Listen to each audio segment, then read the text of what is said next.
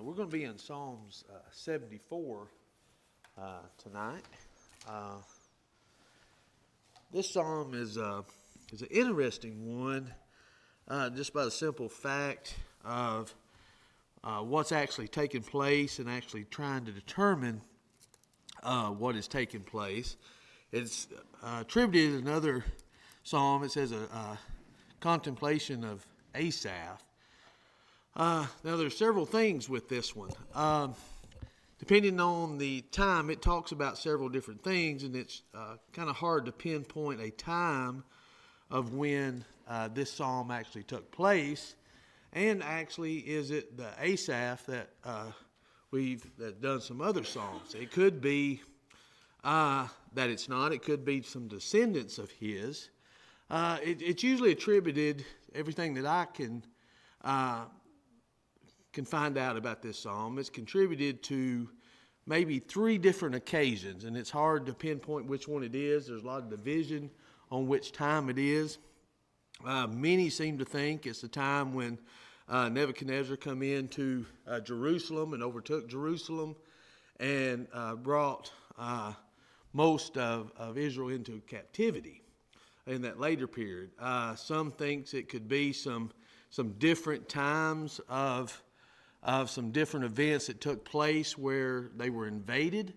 It's kind of hard to pinpoint it down. I try not to get myself, anyway, I like it just to study and look at, but I try not to get too dogmatic about certain dates, and sometimes it does matter, but it really doesn't change the effect of the psalm, and it doesn't change the point of the psalm. But it is good to maybe know what's going on with the psalmist when they're writing these things. But I tend to believe by some of the things that are said in it, something done, I believe it is during the time when they're taken into Babylonian captivity. And the psalmist here, I don't believe it may be the Asaph that it was. It may be actually some of the descendants, depending on that time, that's referred to as Asaph.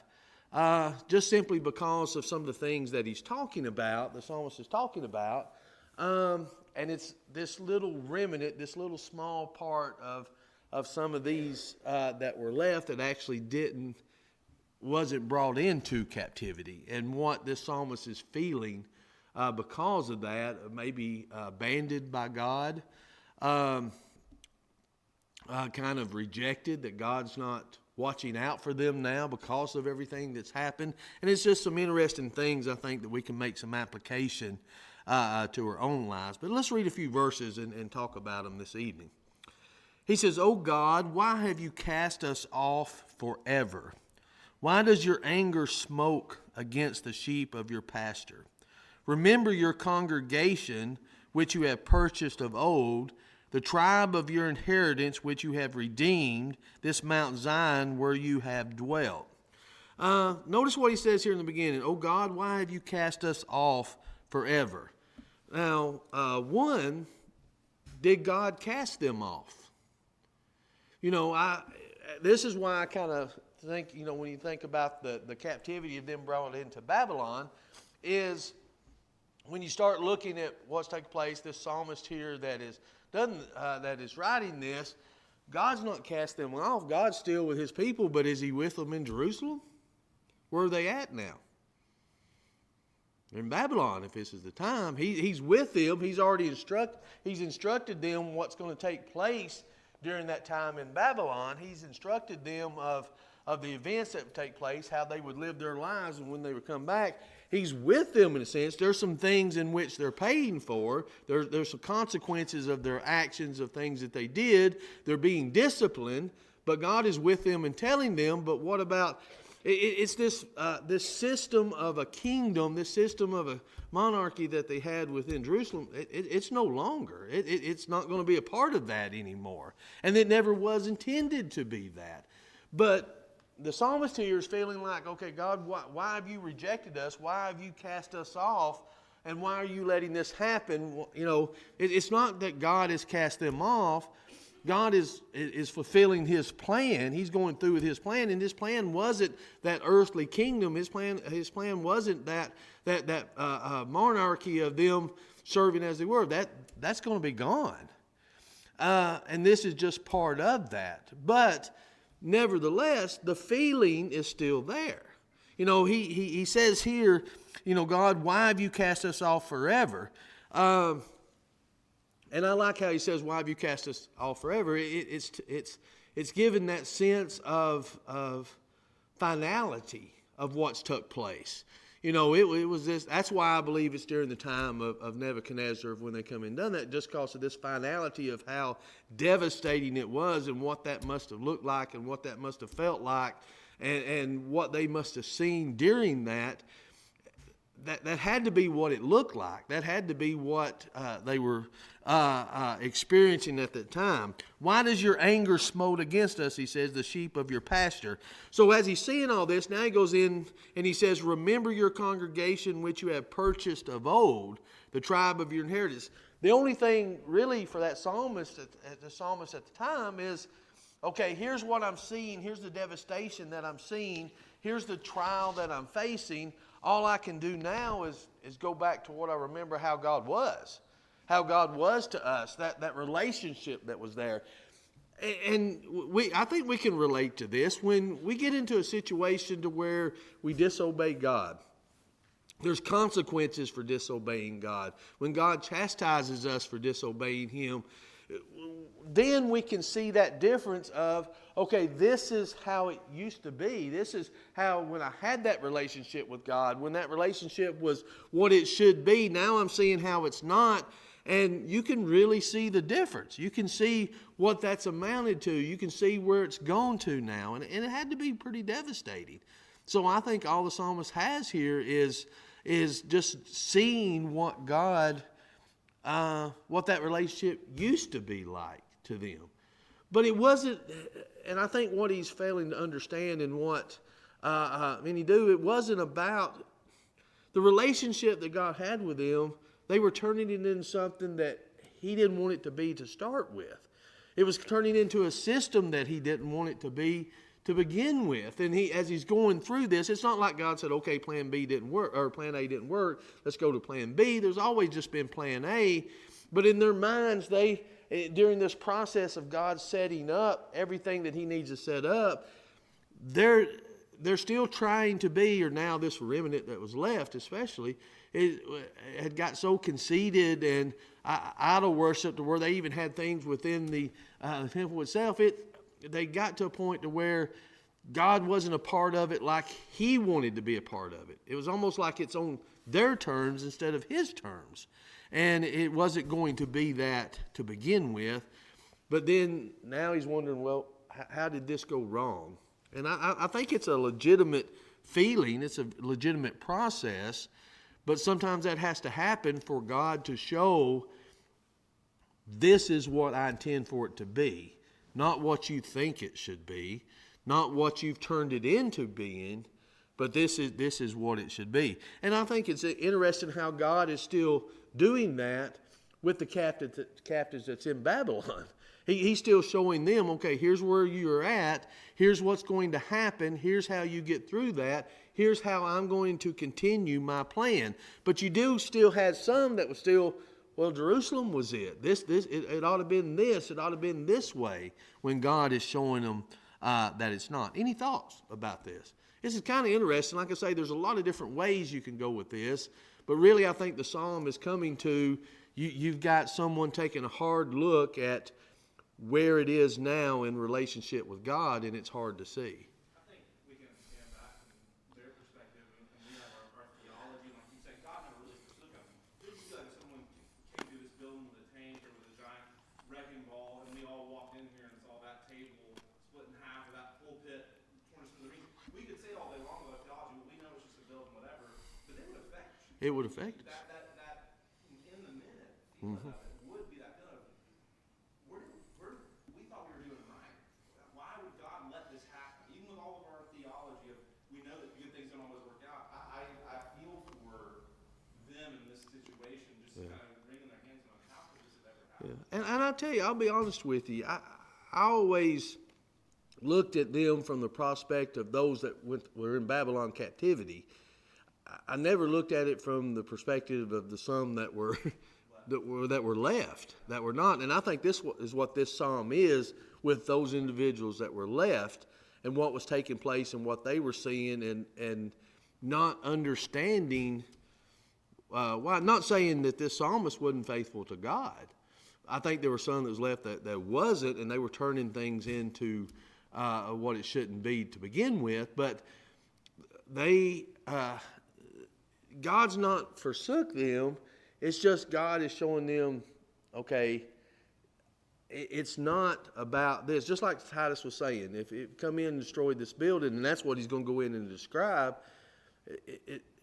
even though we can say it's not about the building, and God is trying to show us it's not about the building, there's still ties to that emotionally and you know, how we do. I mean, you know, I would be devastated because I'm a traditionalist, so I'd be devastated if something changed or something. You know, when it took me a while to get used to the cups during COVID, now it's taking me a while to get back to the other. You know, it's I get used to something. I think that's part of it. That's the way it should be. It's in the Bible. That's the way we do it now, and we need to keep it that way. You know, we need to add it back there to the maps. Everything that we do, but on the realistic side, that's a real emotional thing to be able to see, especially what they went through and how they ultimately come in and they didn't just destroy things, they defaced things, they turned things around. It's just like they did everything they could to make it not about God. You know, anything pagan that they could do with it, and I think that's why it makes it hard for them to see. Notice here, starting in verse 3. He says, lift up your feet to the perpetual desolations. The enemy has damaged everything in the sanctuary.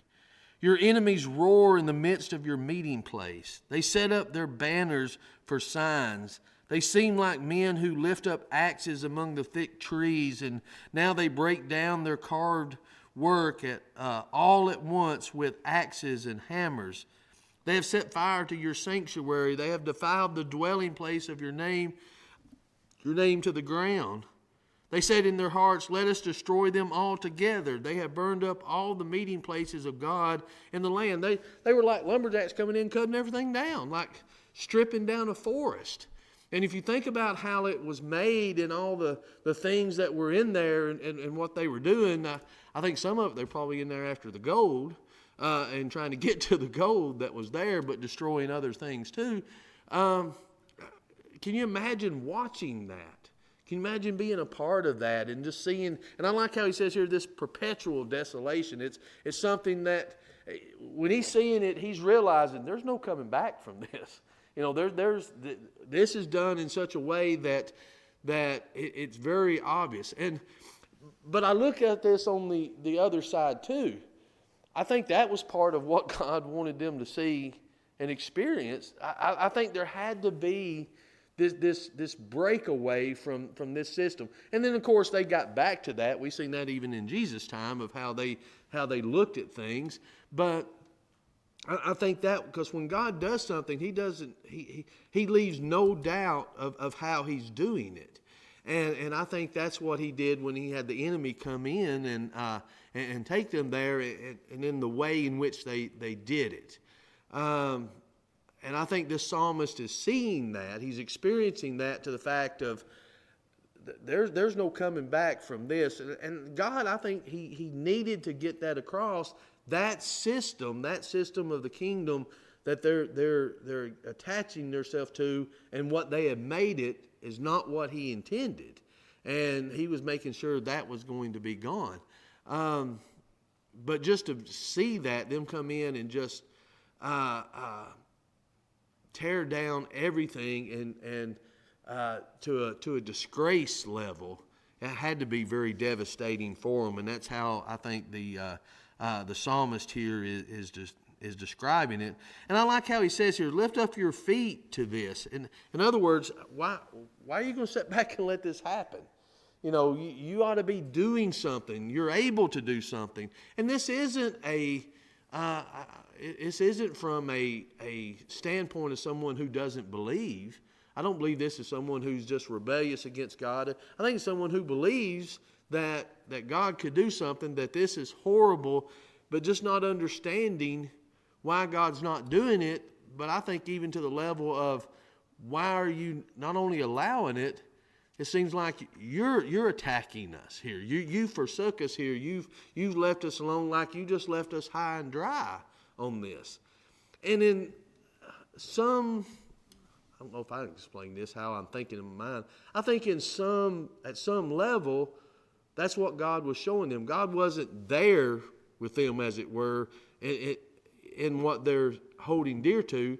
God was there with them in Babylon. You know, his people now is taken to Babylon. He's orchestrated that. He's part of that. He's not going to be in the part like they thought he was. Does that make sense? It's not that God has forsaken them, that God's nowhere around, that God's not in this area anymore. He's in this area, but he's not with them as they thought they should be. Now again, you can go in and do some other studies and things and see there's groups that were left back that were so conceited and so rebellious that pagan worship was going on. That there was a lot of things that were happening here that God was saying, nope, that's not how it should be.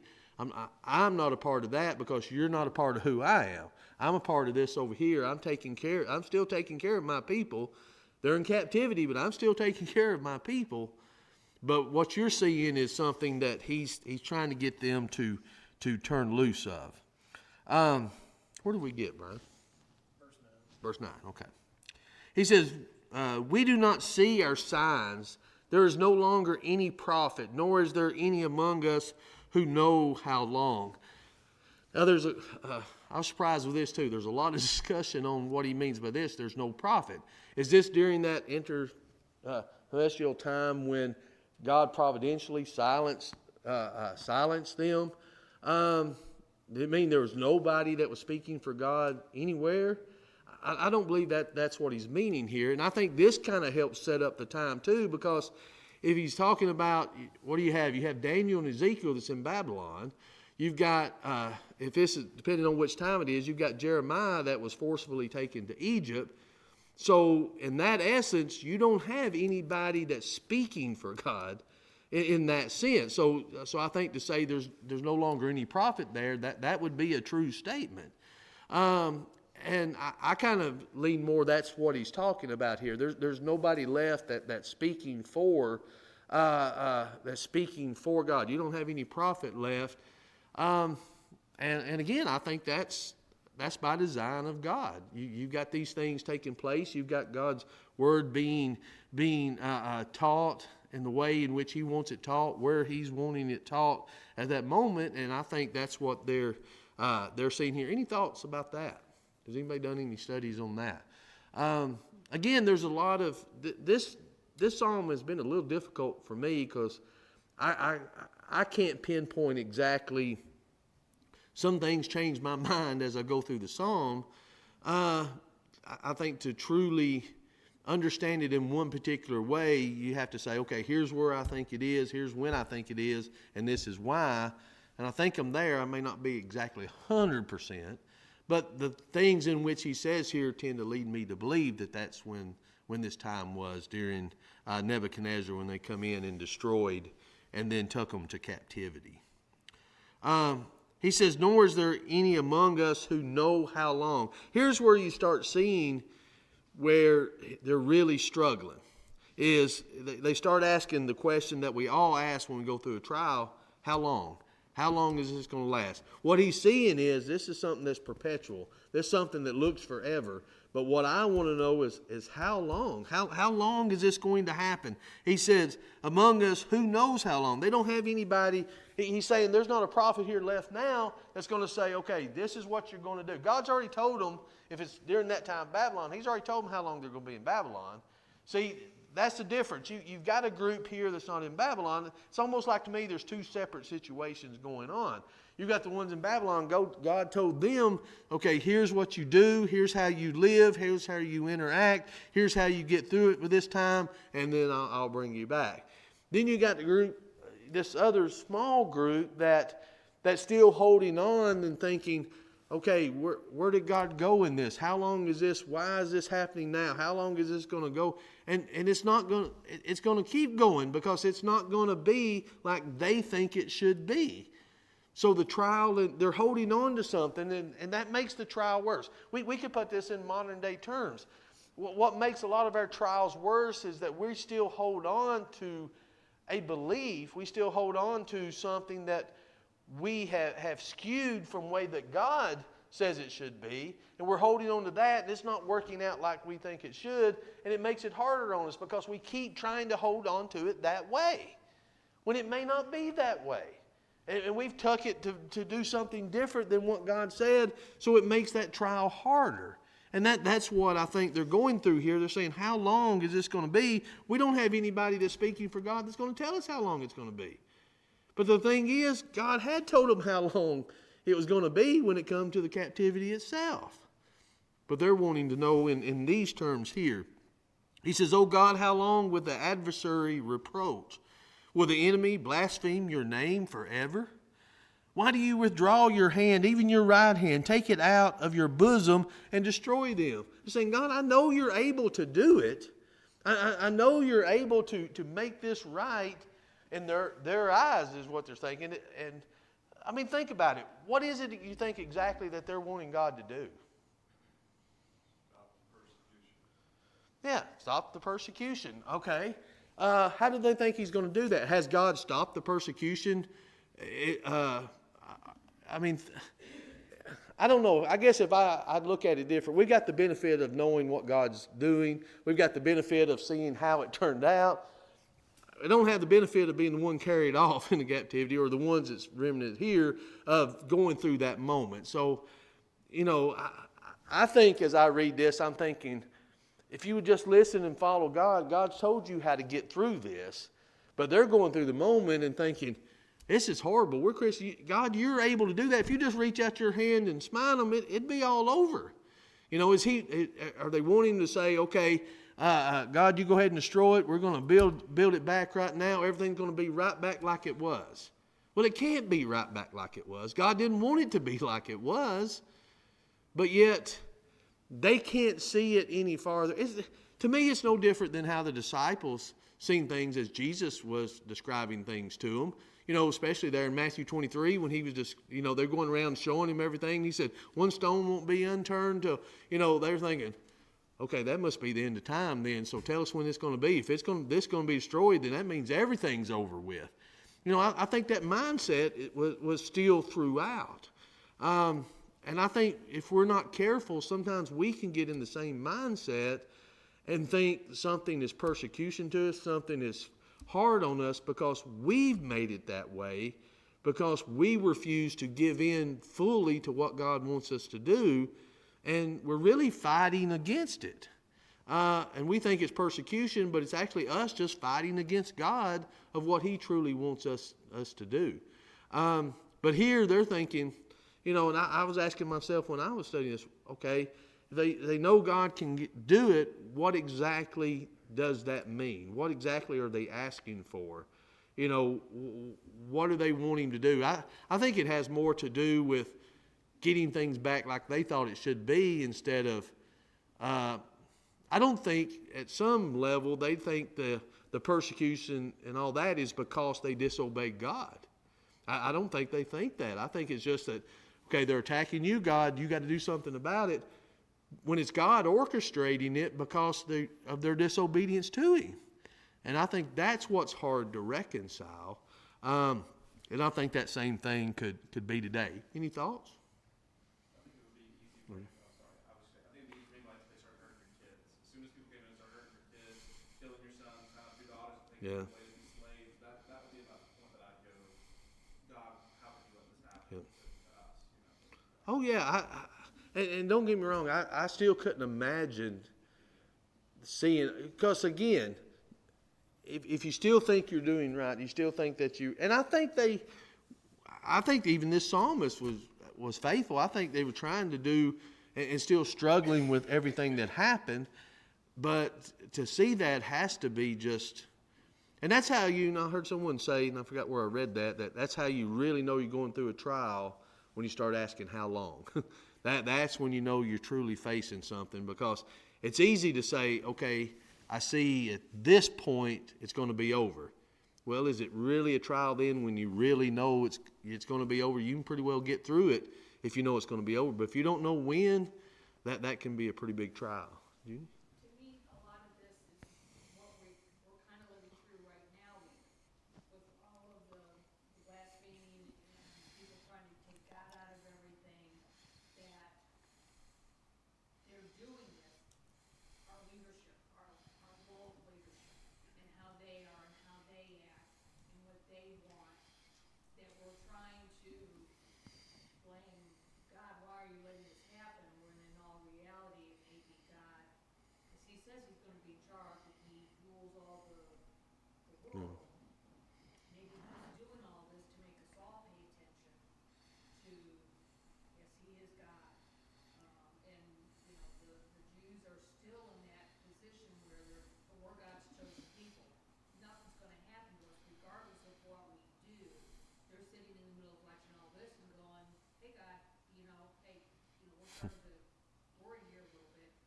To me, it's more of like, come on, do your thing. You've done it before. They haven't learned their lesson. Yeah. They haven't learned that it's not earthly. Hey, well, it's hard to admit yourself, like they should have admitted, and even today with what we see, there comes time when God said, okay, that cup of iniquity is getting pretty full. And that's when God acts, is when that gets full. He allows a lot of time, but there comes a time when he acts. And there are consequences for it. There's, and it's hard for us to even look, sometimes we think, well, this evil person's in office here, or this evil person, from a local all the way up to the main one. How do I know that God's saying, okay, it's time for this to be in, because they need to learn a lesson, no matter who it is or when it is. And we've got to be very careful how we look at something and view it and say, oh, it's this way because this. God, how can you allow this to happen when God may be the very one who's not only allowing it, but causing it, to the effect of chastising his people for the purpose of loving them. There comes a time your kids need a spanking. There comes a time where that has to happen. That's pretty low thinking terms, but that's really what it boils down to. And I think but it's hard as the kid getting the spanking to say, but I was justified doing this. I thought I was doing right. I thought, as one of my children always said, how can a parent say they love their child if they're going to spank them, but that's how we think. That's how we think about God. God, if you loved us, then this wouldn't be happening. And he's saying, I'm doing this because I love you. And if you were truly following me, this wouldn't happen to begin with. I thought I seen another hand. Burton, do you have you? I think the big thing is, he knows the problem began to begin, and we don't know how things are going to work out. Yeah. And so we're going just what we know, and he has all of them. Yeah. And I tell you, that's when you get into a lot of atheists and a lot of things, that's one of the biggest criticisms is we forget God knows the beginning from the end. And when God told him go in and utterly destroy a city, man, woman, and child, that looks pretty horrific. That sounds horrific. That sounds pretty devastating and unloving. But God knowing the beginning from the end, that could have been the most loving thing that he did for some individuals. But growing up and being involved in the things they've been involved in. What's worse? Growing up and being unfaithful and losing your soul, or, it's hard for us to in the moment. It's easy to stand up here in a podium and say, oh, we can see what God's doing. That's easy. When you're in the moment, that's hard to reconcile. And I think that's what this psalmist is going through. It's hard to reconcile when you're facing it. But we do have the benefit of looking at the big picture now of what God has shown us, and we can see, and I think the purpose of him showing that so we don't make the same mistakes. So we don't fall into the same traps of oh, woe is me, why are you doing this to me, God, instead of, oh, what do I need to change so I can be better so this won't be a part of that. And I think that's what's going on once again here. Could it be, Ronald,